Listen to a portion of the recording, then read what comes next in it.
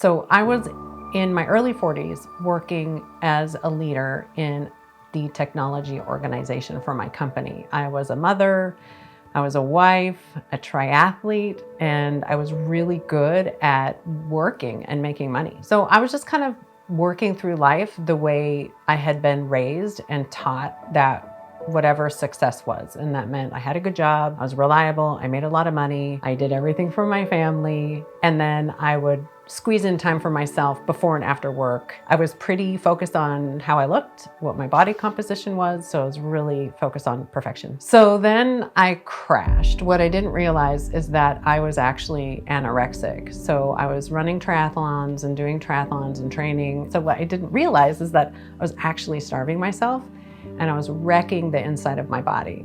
So what happened is I had developed autoimmune disease, celiac, hypothyroid, and a whole host of parasites and gut issues. I never rested or took a break. I just kept on going and ignoring everything that my body was telling me that was not going right. And I had actually been to several doctors and they ignored my symptoms. And because I looked fine on the outside, they didn't believe that anything is wrong with me. So it resulted in me having to take disability from work twice for 3 months. So within 2 years, I missed 6 months of working.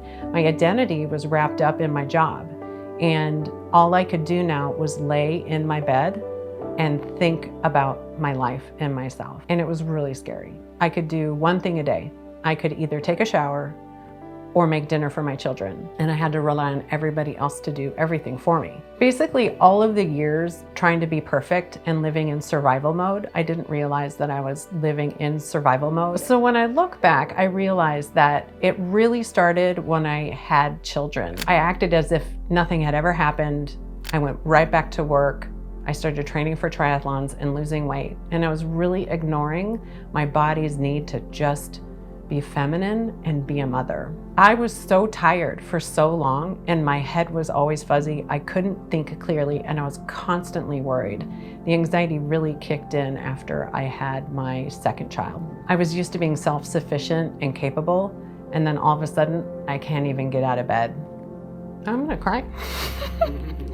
I mean, I knew I was at rock bottom when I was in bed, and I thought to myself, it would be better if I was just dead. I wasn't thinking I would actually kill myself. I just thought it would be easier if I was dead. And then nobody would have to take care of me. Then I realized that being alone and having that forced time out was the greatest gift I could have ever received. It gave me a chance to pause and reassess my life. I couldn't do anything, so I taught myself how to meditate. And when I meditated, I felt so much peace, and it was really profound. I journeyed places. I felt at peace. So it was weird. I went from being afraid to be in bed to actually loving resting, because all of a sudden I'm able to have these really peaceful, happy experiences. And I thought it was strange that I experienced that the most when I was silent and quiet and just listening to myself.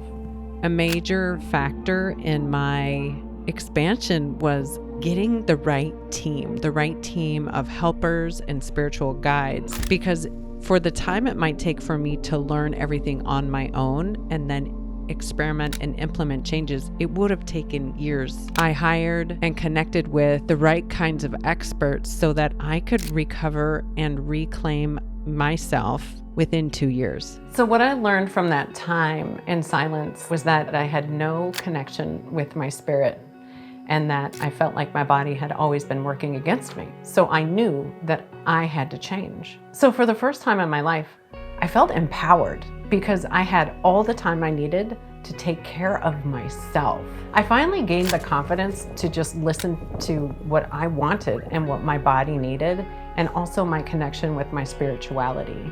It was the first time I had really given myself permission to do what's right for me instead of everybody else. And I learned what matters most in life, and that's how we affect the world. So right now I'm single, I work for myself, and I'm the happiest I've ever been. I'm taking really big risks, but I'm finding that what the results my clients are getting is worth every single risk. The ability to show somebody how to transform their life to be more aligned with their spirit and their natural gifts rather than what the world tells them they should do, helping people feel free and released from misery and no longer trapped by society, that is worth every possible risk that I could take in my own life, is to help other people learn what I did without the difficult journey of crashing and having all that turmoil. So the big takeaway is you're not supposed to do it alone. It takes a village. And if you've made a really big impact on other people's lives and worked really hard for other people at your own expense, the time is now. The time to focus on you is now. Because if you're not full of joy, then the people around you aren't either. And that's our job, is to spread joy and feel love. And if we're not able to do that, this might be the time for change.